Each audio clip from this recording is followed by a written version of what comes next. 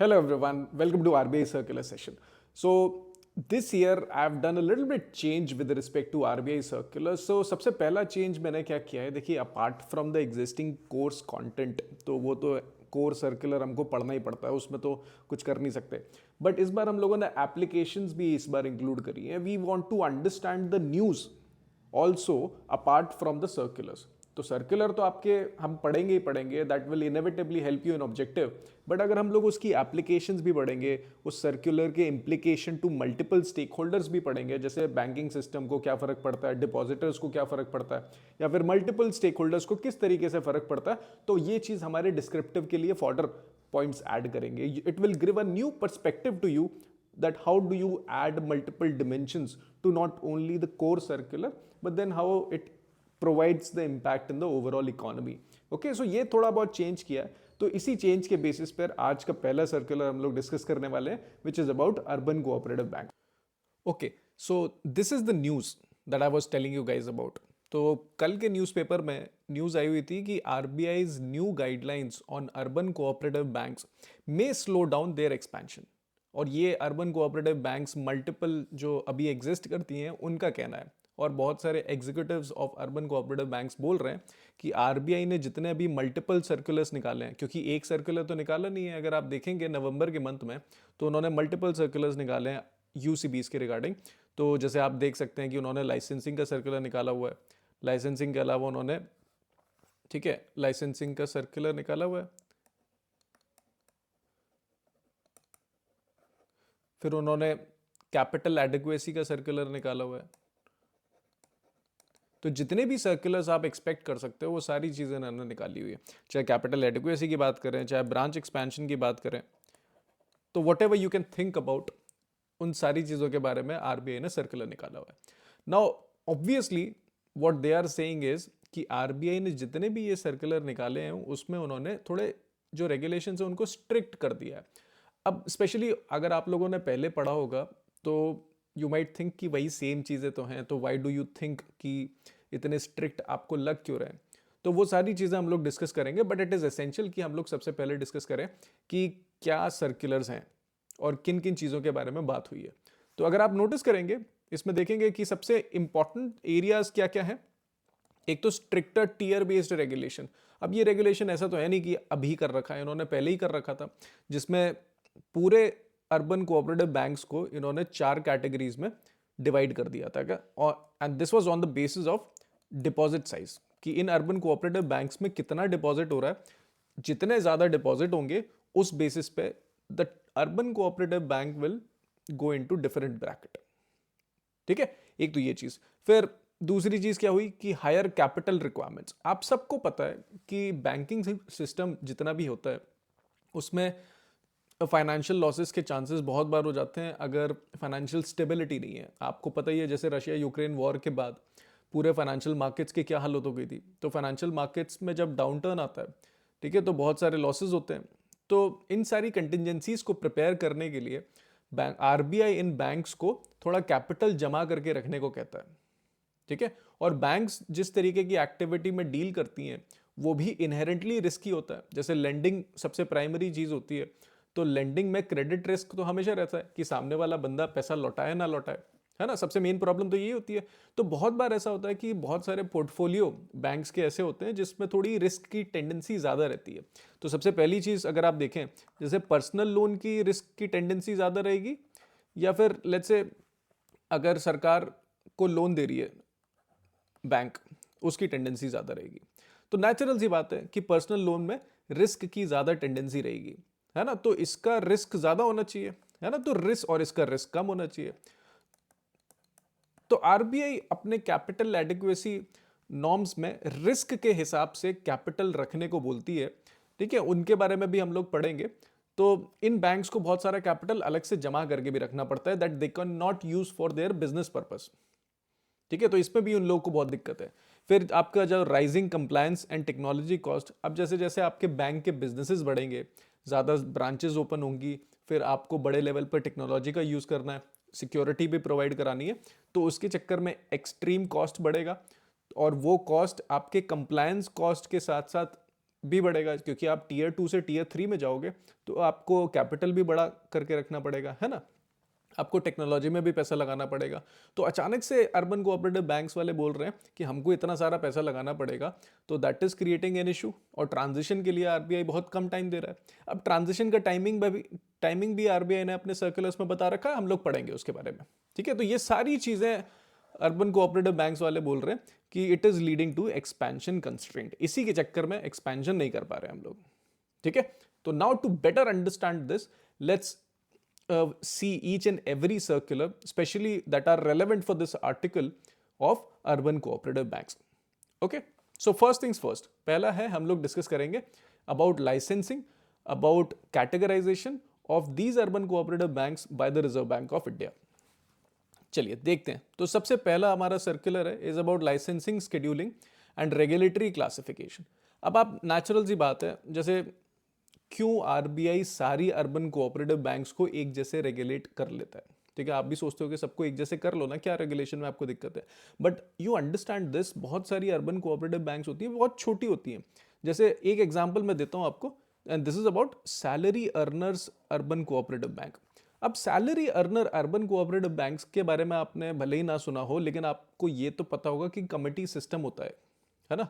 तो committee system में लोग क्या करते हैं, पैसा लगाते हैं, है ना, अपनी सैलरी, क्योंकि सारे के सारे लोग सैलरी वाले होते हैं, अपने सैलरी में से कुछ पोर्शन कमेटी को देते हैं, ठीक है। और वो कमेटी लोग कोई उठा लेता है और फिर बाद में उसको चुका के फिर एक दूसरे को डिस्ट्रीब्यूशन हो जाता है। तो रोटेशन बेसिस पे ये चलता रहता है।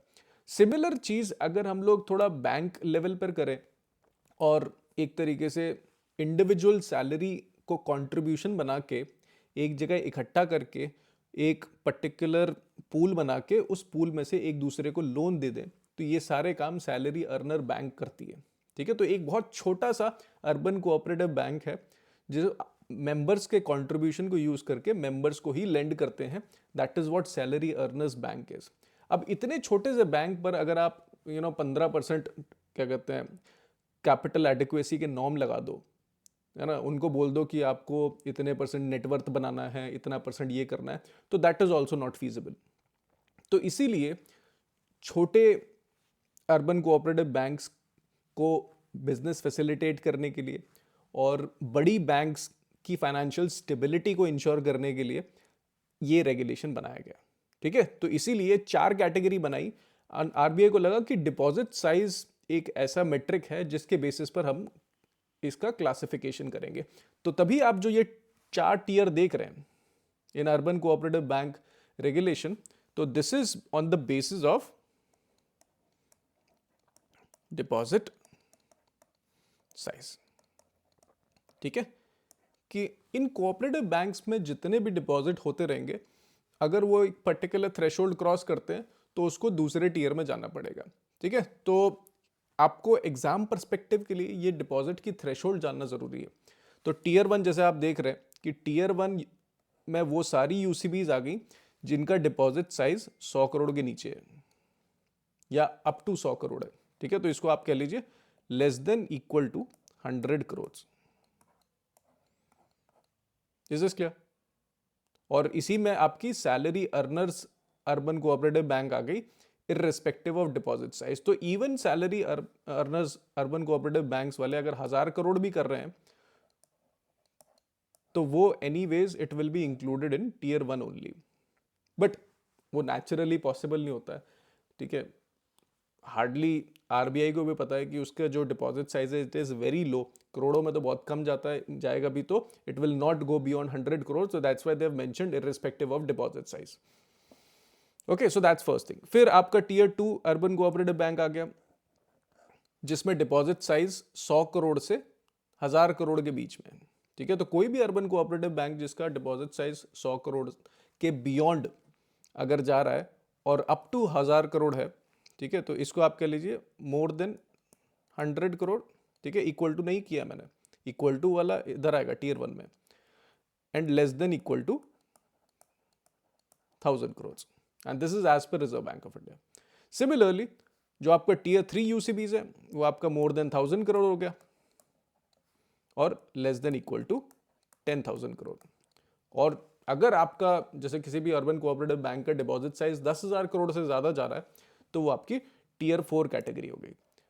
तो डिपॉजिट साइज से आपको समझ में आ ही रहा होगा कि जिस तरीके से डिपॉजिट साइज बढ़ रहा है तो बैंक के ऑपरेशंस भी बहुत ज़्यादा हो रहे होंगे, अलग अलग एरियाज में वो बैंक प्रेजेंट होगा, और अलग अलग एरिया में अगर वो बैंक प्रेजेंट है तो आरबीआई चाहेगा ना कि उसकी थोड़ी फाइनेंशियल स्टेबिलिटी रहे। तो जैसे जैसे टियर आपके बढ़ते जाएंगे आपके रेगुलेशन थोड़े और स्ट्रांग होते जाएंगे, है ना। तो वो क्या रेगुलेशंस हैं एक बार देख लेते हैं। बट ये सारी चीज़ें, ये जो आपके मेट्रिक्स हैं 10,000 करोड़ 100 करोड़, ये आप जरूर याद करके रखिए। This is very important for RBI objective और for any banking examination, not necessarily RBI. ठीक है, आपके सारे बैंकिंग एग्जाम्स के लिए दिस इज वेरी इंपॉर्टेंट, तो आप उस हिसाब से याद करके चलिए। Salary earners urban cooperative banks, I have already explain to you कि these are very small and localised banks in India जो सैलरी अर्नर्स होते हैं अपने कंट्रीब्यूशन को पूल करके अपने ही मेंबर्स को लेंड करते हैं। So this is exclusive membership, only employees can be members as well as the customers also. ठीक है, ये नहीं कि हम सब लोगों ने पूल कर लिया अब किसी और को चलो लोन देते हैं, नो, पूल करके एक दूसरे को ही लोन दे रहे हैं। So that's what the salary earners bank is, कि the idea is to promote savings and provide easy affordable loan. ठीक है, आपको कहीं और न जाना पड़े, तो उस पर्पस के लिए ये बनाई जाती है। तो देखिए इसमें जैसे मैं आपसे कह रहा था कि जैसे जैसे ऑब्वियसली बहुत सारी बैंक्स ऐसे होती हैं कि एक्सपेंशन मोड में रहती हैं, एक्सपेंशन मोड में रहेंगी तो obviously they will have to do what, उनको क्या करना पड़ेगा, उनको ट्रांजिशन करना पड़ेगा फ्रॉम टीयर 2 टू टीयर 3। अब जैसे मान लीजिए किसी के 100 करोड़ है, उसने एक और ब्रांच खोली तो उसके 150 करोड़ हो गए। अब जैसे ही वो 150 करोड़ डिपॉजिट हुए तो वो तो टीयर 3 कैटेगरी में चला गया, सॉरी टीयर 2 कैटेगरी में चला गया। तो टीयर 2 कैटेगरी में मान लीजिए कंप्लायंसेस भी ज़्यादा हैं, तो आपको मान लीजिए 9% का अगर CRAR रिक्वायरमेंट है वो 12% हो जाए तो आप तुरंत तो कैपिटल जमा कर नहीं देंगे, तो आपको ट्रांजिशन का कुछ तो टाइम देगा रिजर्व बैंक ऑफ इंडिया। तो ट्रांजिशन के लिए रिजर्व बैंक ऑफ इंडिया ने क्या बोला है कि अगर आप अपने बिजनेस ऑपरेशंस की वजह से हायर टीयर में चले जाते हैं तो आपको 2 साल मिलते हैं, you will get 2 years to fulfil all the compliance. जितने भी रेगुलेटरी कंप्लायंस हैं आपको 2 साल के अंदर अंदर उसको अचीव करना है, नहीं करेंगे तो ऑब्वियसली आप पर लगेगी पेनल्टी। ठीक है, तो आप पेनल्टी का भी बहुत बार नाम सुनते होंगे, जैसे बहुत बार रिजर्व बैंक ऑफ इंडिया अलग अलग बैंक्स पर पेनल्टी लगाती रहती है for non compliance. So this is very important. तो 2 साल का ट्रांजिशन पीरियड है, याद रखिएगा, वेरी इंपॉर्टेंट। ओके, अब देखिए जैसे eligibility for inclusion in second schedule of the RBI act. अब सेकंड शेड्यूल में आने के बेनिफिट्स क्या क्या है। ठीक है, व्हाई वुड एनीवन और why would any urban cooperative bank would want to get included in the second schedule. ये भी इंपॉर्टेंट चीज है क्योंकि सेकंड शेड्यूल में आने के लिए आपको ये सारी कंडीशंस मीट करनी पड़ेंगी। अब ये सारी कंडीशंस मीट करने के लिए अर्बन कोऑपरेटिव बैंक को थोड़ा पैसा ज्यादा लगाना पड़ेगा। अब बेनिफिट भी तो उसी हिसाब से मिलना चाहिए ना, वरना आप क्यों ही सेकंड शेड्यूल एक्ट में आओगे। अब देखिए इसका सबसे बड़ा बेनिफिट होता है कि आपको आरबीआई के जितने भी फीचर्स होते हैं वो सारे मिल जाते हैं अगर आप सेकंड शेड्यूल में आ जाते हो। सबसे इंपॉर्टेंट चीज क्या है, लिक्विडिटी एडजस्टमेंट फैसिलिटी, कि आप आरबीआई से रेपो रेट पे पैसा उठा सकते हो। ठीक है, आप क्लियरिंग मेंबर बन सकते हो, क्लियरिंग एक्टिविटीज में इन्वॉल्व हो सकते हो, और फिर सबसे इंपॉर्टेंट चीज कि आपकी थोड़ी ट्रस्ट बन जाती है मार्केट में, because then you are perceived as little bit safe और लेट्स से स्टेबल, क्योंकि आप पे ऑलरेडी इतनी रिस्ट्रिक्शंस होती हैं, तभी आपको आरबीआई सेकंड शेड्यूल में इंक्लूड करेगा, है ना। तो अब सिंपल सी बात है, तो एलिजिबिलिटी क्राइटेरिया भी आपको याद करना पड़ेगा for any urban cooperative bank to get transitioned into second schedule of the RBI act. तो क्या क्या कंडीशंस हैं, सबसे इंपॉर्टेंट चीज है maintain the required deposit level for tier 3 status for at least 2 consecutive years. याद रखिएगा 2 साल नहीं बोला है, 2 कंसेक्यूटिव ईयर्स बोला है, लगातार 2 साल तक आपके टीयर 3 स्टेटस वाले डिपॉजिट होने चाहिए कम से कम। अब टीयर 3 में क्या है याद करिए, बताइए टीयर 3 में कितने डिपॉजिट साइज की हम लोग बात कर रहे हैं। तो टीयर 3 में हम लोग बात कर रहे हैं more than 1000 crore, less than equal to 10,000 crore. ठीक है, तो बेसिकली आप एक बार रफ आइडिया लेके चलिए कि 1000 करोड़ से ज्यादा आपका डिपॉजिट साइज होना चाहिए फॉर कंसेक्यूटिवली 2 years। तो ये एक पहली कंडीशन होगी। दूसरी कंडीशन है maintain CRAR at least 3% above the minimum prescribed level. 3% नहीं बोल रहे हैं, आपका जैसे आप टीयर 3 में हो और टीयर 3 में अगर मान लीजिए 12% का CRAR है, तो आपका CRAR कम से कम 15% का होना चाहिए, 12% plus 3%. This should be the capital adequacy ratio that you should maintain if you want to get into second schedule of the RBI Act. Okay, so that's first thing. Sorry, that's the second thing. अब ये जो तीसरा point है कि आपके कोई major regulatory और supervisory concerns नहीं होने चाहिए. सिंपल सी बात है सॉरी, कि आपके ऊपर कोई पेनल्टी नहीं लगी होनी चाहिए in the recent time period, कि आपके सारे काम ठीक ठाक चल रहे हैं. ये नहीं कि आपने कुछ कांड कर दिया हो और आपने कुछ स्कैम कर दिया हो, उसके बाद भी आरबीआई आपको कह रही है कि आइए आइए, आपका इंतजार था, हम सेकंड शेड्यूल में, खाली जगह तो आपके लिए थी, है ना. तो ऐसा नहीं होगा. आप अपने रिकॉर्ड क्लीन रखिए और then that would be very efficient for you. So these three conditions are there. I hope you guys understand. किसी को कोई दिक्कत लगे तो feel free to put it in the comment box. I will explain it later. Okay, so that was about, we discussed about the regulatory classification, we discussed about the transition period, and then we discussed about the eligibility criteria for getting into second schedule of RBI Act. अब हम बात करेंगे capital adequacy requirement के बारे में. ये सबसे बड़ा कॉस्ट हो जाता है. अब जैसे मान लीजिए कोई भी अर्बन कोऑपरेटिव बैंक, उसके पास पैसा कहाँ से आता है, या तो वो लोन उठाता है या फिर पेड अप कैपिटल होता है उसके पास, है ना. तो वो पैसा अलग अलग एरियाज में उसका स्टोर होता है, रिजर्व्स में होता है, कैपिटल रिजर्व्स में होता है ना. तो वो सारी चीज़ें क्लासिफाई कर देते हैं हम लोग टीयर 1 और टीयर 2 कैपिटल में, है ना. तो उसी चीज़ का percentage basically capital adequacy ratio में बताया जाता है.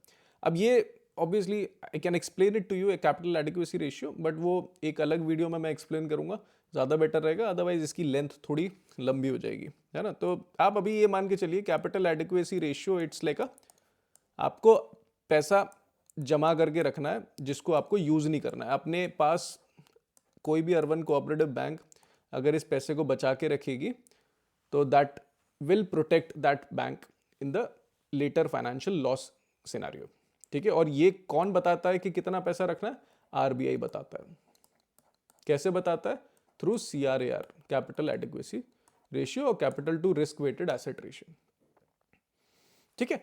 बट उससे पहले दो तीन चीजें हैं कि सबसे पहले उन्होंने बोला है कि अगर कोई भी अर्बन कोऑपरेटिव बैंक आपको चालू करनी है तो आपको नेटवर्थ रिक्वायरमेंट और paid up capital requirement fulfil करनी पड़ेगी.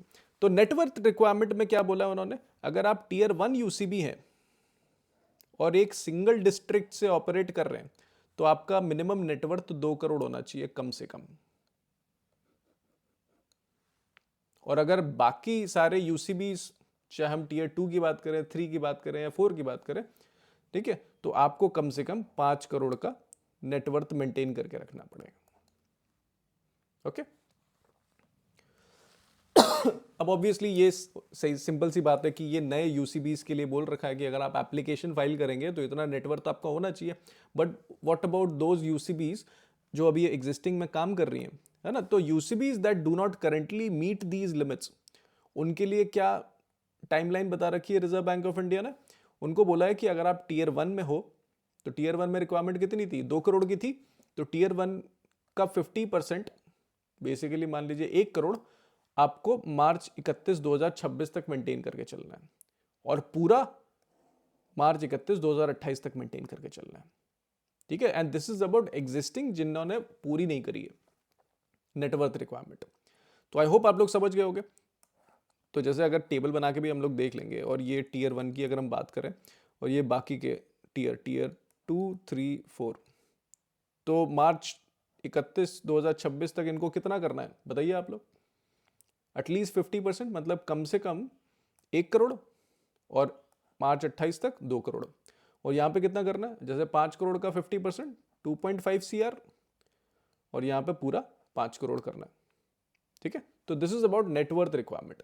उसके बाद एक सिंपल सा रेगुलेटरी रिक्वायरमेंट क्या होता है कि कोई भी अर्बन कोऑपरेटिव बैंक होगी, उसको शुरू करने के लिए तो जो शेयर होल्डर पैसा लगाते हैं वो इनिशियल पैसा कितना होना चाहिए? The paid up share capital and reserve should be at least 1 lakh rupees. ठीक है. ये बस एक बैंकिंग अर्बन कोऑपरेटिव बैंक को शुरू करने के लिए जो मिनिमम पैसा लगाना है, ठीक है, तो एटलीस्ट 1 लाख रुपीज़, तो उस हिसाब से याद रखिएगा। सबसे मेन इंपॉर्टेंट चीज़ है ये which I was telling you guys about the minimum regulatory capital. ठीक है, इतना CRAR इन अर्बन कोऑपरेटिव बैंक्स को मेंटेन करके चलना है। तो RBI ने क्या बोला है, टीयर 1 UCBs को 9% मेंटेन करके चलना है। यही सेम चीज, यही सेम CRAR रिक्वायरमेंट और किसका है? यस, शेड्यूल कमर्शियल बैंक्स का भी है, जो प्राइवेट बैंक्स है ना। फिर टीयर 2 से टीयर 4 में जितनी भी UCBs हैं उनको कितना मेंटेन करके चलना है? उनको 12% का CRAR मेंटेन करके चलना है। और ये 9% of what? 9% of tier 1 plus tier 2 capital. 12% of what? Tier 1 plus tier 2 capital. ठीक है, इसको हम अलग से पढ़ेंगे, specially with respect to capital adequacy ratio और टीयर 1 टीयर 2 कैपिटल। इसके लिए मैं सेपरेट वीडियो बनाऊंगा, उसका लिंक भी इसी में शेयर कर दूंगा when ever I will make it later on. ठीक है, सो this is the basic requirement, basic capital और मिनिमम कैपिटल रिक्वायरमेंट। अब इसमें ऑब्वियसली सिंपल सी बात है, बहुत सारी UCBs ऐसी भी होंगी जिन्होंने ये टारगेट मेंटेन करके नहीं रख रखे, तो उसके लिए RBI ने एक फेज टाइमलाइन दे रखी है। जैसे अभी रिसेंट में आपने देखा होगा इंडिगो के केस में, इंडिगो को भी 2 साल दिए गए थे ना, इसी तरीके से। अब उसने नहीं किया, that's a separate thing, but RBI भी टाइम देता है कोई भी नए लॉ को फुलफिल करने के लिए। तो टीयर 2 टू टीयर 4 UCBs जो इस 12% को अभी मीट नहीं कर रहे हैं, उनके लिए ये टाइमलाइन दी हुई थी। अब देखिए मार्च 2025 तो सब खत्म हो गए हैं, अब नया साल आने वाला है। ठीक है, तो 12% मार्च 31 2026 तक इनको करके रखना है, नहीं तो फिर शामत आएगी, इन पर लगेगी पेनल्टी। ठीक है, तो इनको तो तैयार होना चाहिए, बाकी सारे रेगुलेटर्स तो एक्टिवली लताड़े जा रहे हैं, है ना। तो RBI नहीं चाहेगा कि उसकी इमेज खराब हो, तो UCBs को वैसे भी टाइट करके रखेगा। अब इसी कारण आप नोटिस कर रहे होंगे कि बहुत सारे UCBs as was mentioned in this news article कह रहे हैं कि देखिए अब आप इतना % एक्स्ट्रा कैपिटल रखने को कह रहे हैं, कहाँ से लाएंगे हम लोग? ठीक है, डिपॉजिट जैसे ही आता है तो डिपॉजिट को थोड़ा इंक्लूड कर लेंगे। डिपॉजिट आ रहा है, अब डिपॉजिट से आप जब तक लेंडिंग नहीं करेंगे, जब तक उससे कुछ पैसा नहीं कमाएंगे, तो कैपिटल कैसे इतना जमा करेंगे? यही UCB वाले कह रहे हैं कि डिपॉजिट बढ़ने के चक्कर में हमारे कैपिटल रिक्वायरमेंट के कंप्लायंसेस बढ़ जाते हैं। और फिर कैपिटल रिक्वायरमेंट तो एक चीज़ होती है, फिर आप IT की कंप्लायंसेस भी बोल देते हो कि ये IT इंफ्रास्ट्रक्चर होना चाहिए, इतना साइबर सिक्योरिटी मेजर्स होने चाहिए अगर आप टीयर 3 टीयर 4 में हो। तो उसकी वजह से बैंक्स वाले कह रहे हैं कि हमारा एक्सपेंशन रुका हुआ है। ठीक है, बट RBI भी अपने एंड पे सही है, because RBI wants to ensure financial stability in the overall economy. क्योंकि बहुत बार ऐसे केसेस हो रखे हैं अर्बन कोऑपरेटिव बैंक्स के कि ध्यान नहीं देते हैं डिपॉजिट्स के बारे में और उन पैसे को उड़ा देते हैं। आपने Punjab and Maharashtra cooperative banks के बारे में सुना होगा, मल्टीपल कोऑपरेटिव बैंक है, जितना इशू हो जाता है। ओके, तो what do you guys think कि क्या बैंकिंग स्टेक होल्डर्स का कहना सही है, या फिर RBI के ये स्ट्रिक्ट रेगुलेशंस जो अभी RBI ने मेंटेन करके रखे हुए वो सही है? तो just please tell me in the comments. और कमेंट्स में अगर आपको कोई भी कॉन्सेप्ट समझ ना आया हो, please feel free to put it over there. आज ये पहला RBI सर्कुलर का सेशन है, later on obviously we will keep on improving upon it. Okay, so do provide your feedback. और सबसे इंपॉर्टेंट चीज, all of you join this Telegram channel. ठीक है, इस टेलीग्राम चैनल पे आपको ये PDF मिल जाएगी, और बाकी इस PDF में YouTube चैनल की लिंक है। और सब्सक्राइब कर लीजिए, all the circular related news और all SEBI circulars and everything related to the banking examinations as well as regulatory examinations, I will put it on here. Okay, so nice meeting you. Thank you. I'll meet you guys in the next session. Thank you.